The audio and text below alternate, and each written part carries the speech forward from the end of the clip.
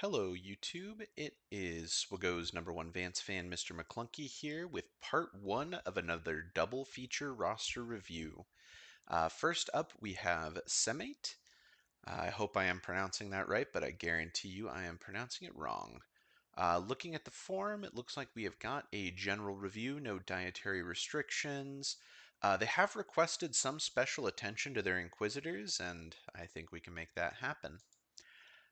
First things first, I am seeing 28 in fleet, and I am immediately seeing the punishing one being worked on. We'll check on the Mark 6 a little bit later, but it is always nice to see people following my advice before I give it.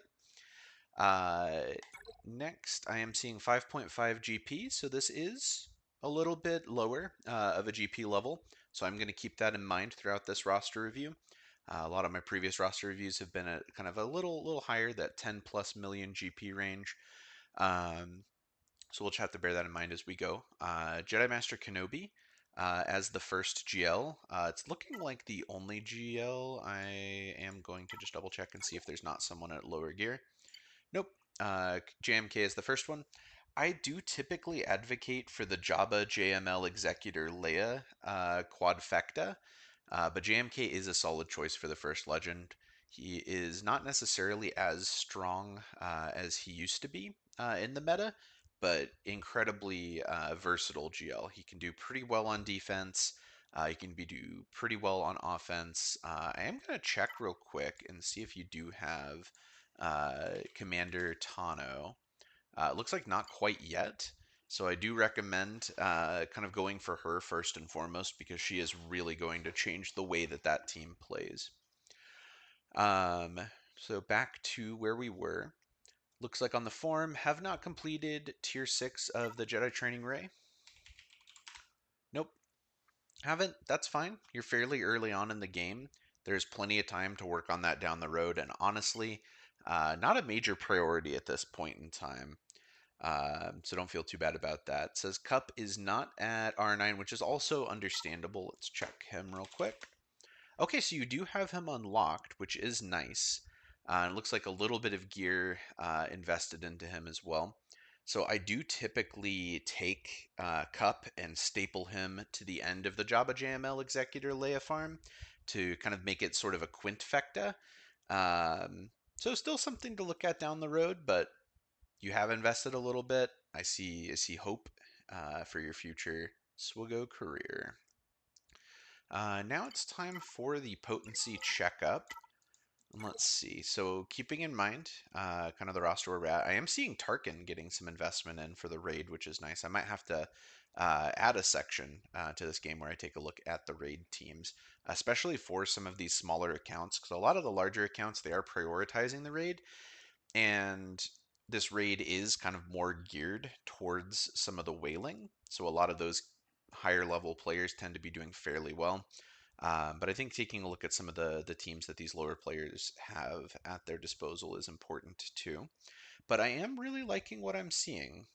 Potency looks very good, especially for this stage of the game, kind of where your account is at right now.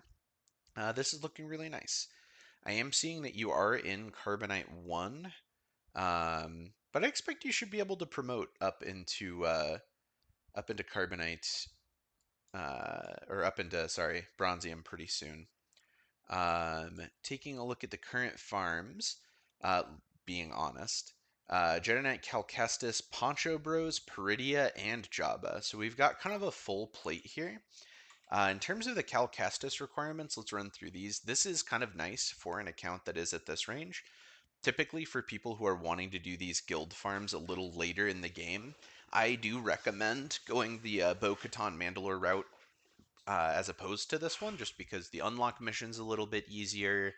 Um, it's only the 4 characters rather than 5. They are needed at relics, but that is usually less of a problem for those higher level accounts. The rewards are a little bit better for Mandalore, but for someone in your stage of the game, I think going Cal Kestis first makes a lot of sense. Looks like Cal Kestis is ready for the unlock event.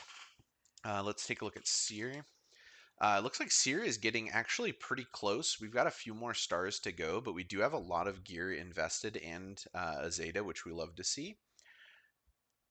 So I will say you are going to want to remember at some point after unlocking Jedi Knight Cal, you are going to want to take Seer up to R7 eventually for that mission. Everyone else just needs to be Gear 12 for the unlock. Baby Cal, eventually you might want to take him to some relic level. He can be useful in a Galactic Legend Raid team. He can be useful in like a Seer Junda um, unaligned Force user team. But that's something to consider down the line. I think for now, just taking everyone to Gear 12 and then relicking Seer Junda, relicking Jedi Knight Cal Kestis, because that's what you need for that mission. Let's take a look at Marin. Okay, Marin in a fairly decent spot too. A little bit of work to do there. Saw. Oops, if I could type. Okay, so Saw definitely needs some work done, and then Tarful also needing quite a bit of work done. So I'm seeing you're starting to chip away at it. I like what you're doing and focusing on the usable members of that squad first. That way you can kind of get some benefit out of them in the meantime, um, because they are going to be something that is going to be important later. And then going on to the Poncho Bros. I'm just going to sort by Galactic Republic. Just get kind of that overview and see where they're at. So I am not seeing Master Qui-Gon, which is okay. I do typically recommend farming Padawan Obi-Wan first, just because in the early tiers of that event, you are able to use OG Qui-Gon, which you do already have at Relic 3, which is nice. Love to see the Omicron on him too. He's such an impactful Omicron in the early game. I will recommend, maybe even before you get to some of the other Jedi Knight Cal Kestis requirements, taking a look at getting Padawan Obi-Wan, invest a little bit of gear in him and get him to at least 5 stars, because those early parts of the event, if you do have the characters at 5 stars and you can use a 5 star Padawan Obi-Wan and kind of carry him through the event with a relict OG Qui-Gon, that will enable you to start getting more shards in. So that is something I recommend. And honestly, I recommend the same with the PP boys. So I'm going to sort by Imperial Remnant. Okay, so pretty low investment on these two. I am not seeing Enoch even unlocked yet. But that is also my recommendation, is to take them at least to that 5 stars.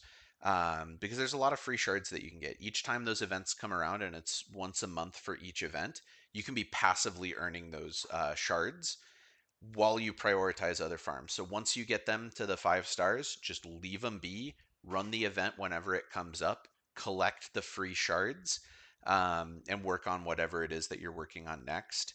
That way you can almost farm them without actually having to farm them. Well, and especially for those Poncho Bros, Padawan Obi-Wan, you'll miss out on a little bit of signal data, but he's on a Cantina node. You can just kind of power through and get him up and running very quickly. What do you wish you were working on? You did say Jabba, and so I went ahead and ran a panic report on the 3PO bot. Looks like you do have a ways to go. Just kind of seeing there's a lot of work to be done on those Jabba wrecks. But it looks like you are chipping away, making some progress. And like I said, I do love the Jabba farm because it rolls so nicely into other elements of that quadfecta that I mentioned earlier. So many of those other farms. And it also unlocks Smuggler's Run 2, which is a huge help for mods. Helps you really transition from that kind of early game mod crunch into that kind of mid game mod crunch. And honestly, it carries you all the way through into the late game and end game mod crunch as well. And then what are you working on? Be dishonest. So mods. Okay. I mean, like I said, you might be working on mods more than you even think that you are, just by getting Java up and running. And we'll touch a little bit more on mods a little bit later in this review. Moving on to fleets, I had asked, do you hate fleets? You said no. Are you sure? Yes. So what that tells me is that you are actually using that meta knowledge. You're running the proper fleet, and honestly, I'm not surprised that you are loving fleets. So punishing one at 2 stars, that is pretty low. But I imagine you are farming this as well, just to work on getting this up. Punishing one is such a powerful lifter for that Executor fleet. And obviously, the more that you invest into it, the better that is going to be long term. And then I'm seeing you said Executors at 4 stars. So looks like a recent unlock with this, which I mean, obviously, huge boon to fleets. So I'm going to recommend whenever that event comes around, obviously do the event. But as well, if you do have any spare crystals to reinvest in that, especially if you are able to climb higher and higher in that fleet arena, the free crystals will roll in and just reinvest them in that executor. Because once you get that thing up to 7 stars, it is going to be an absolute powerhouse. And then as well for Mark Interceptor, you did say Mark Interceptor was sitting at 5 stars, I believe. Okay, so I am seeing 5 stars, and we do have him up to gear 12. So I am pretty impressed by this. This is a fantastic preventative measure because the Executor fleet with the Punishing one is massive in the mirror match, and obviously, like the more you invest into it, the better it will be in the mirror matches. But once fools start to reject their humanity and run Leviathan, you should have the Mark 6 ready to put them back in their place. So the farm is optional up until Leviathans start to show up in the upper echelons of your fleet shard. So this is just something to keep in mind, and it looks like we are seeing kind of some investment in it. But once those Leviathans do start showing up, you are going to want to add Mark 6 into the lineup, and it will just destroy them. And then for mods, I had asked if you had mods, and you had said yes. So I am going to go ahead and just do sort by empty mod slots. Look at the whole roster. So what I'm seeing here is it looks like less mods on the characters that you're not using, which I think makes a lot of sense. We don't necessarily need to put mods. Savage, I think, honestly deserves some, even at like the current gear level. If you have the Omicron applied to him, he is a powerhouse. At this point in time, he might be something that you're kind of just throwing as like a solo attacker um, to be able to get some clears in GAC. I didn't look to see if you had Treya, but something to kind of consider. He does deserve some. Admiral Piet, we've got some mods. Obviously, we want to see 6 dot mods on our pilots. Definitely helps to give you an edge in fleet. But from what you said, I'm seeing mods. Um, Looks like a lot of the characters that you are using regularly do have the mods, and you are at a tricky stage in the game where you never quite have enough mods to go around. The focus does tend to split between quantity and quality. So obviously quality needs to go on your top tier teams, the things that you're using pretty frequently. And I do recommend going on a team by team basis and just saying like, what teams am I using? Am I using the Geonosian teams? Am I using maybe the 501st gas team? Am I using like a bounty hunters team?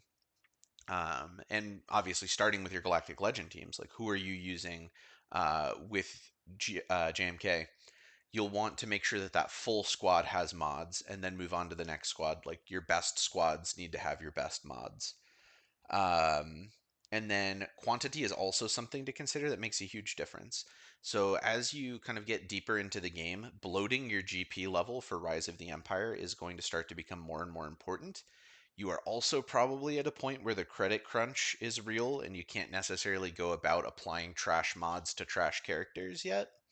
But something to keep in mind later, just having mods on guys can make a pretty big difference. And then lastly, for the conclusions, I did want to circle back to the Inquisitors and kind of use this section of the video to do a little bit of glazing.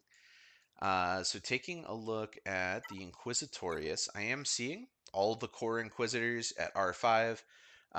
No Grand Inquisitor unlock, no Reva unlock.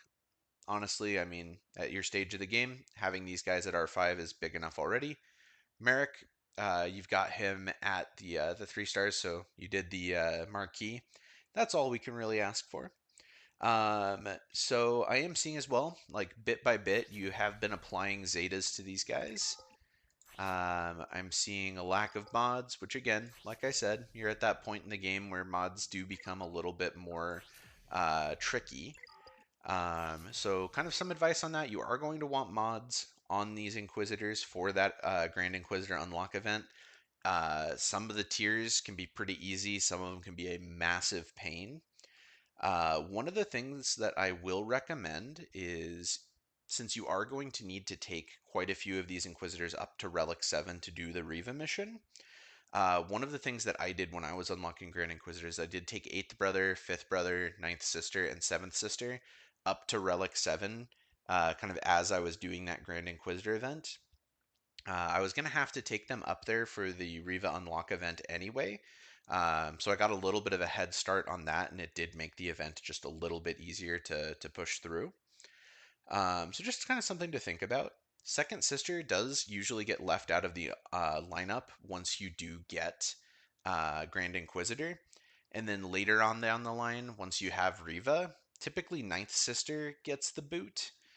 So just something to consider. You are going to need to take at least 4 of these plus Grand Inquisitor up to R7 for that event. I know Merrick, huge boon for the Reva event, but well, with his Omicron, but not necessarily something that you need to worry about at this point.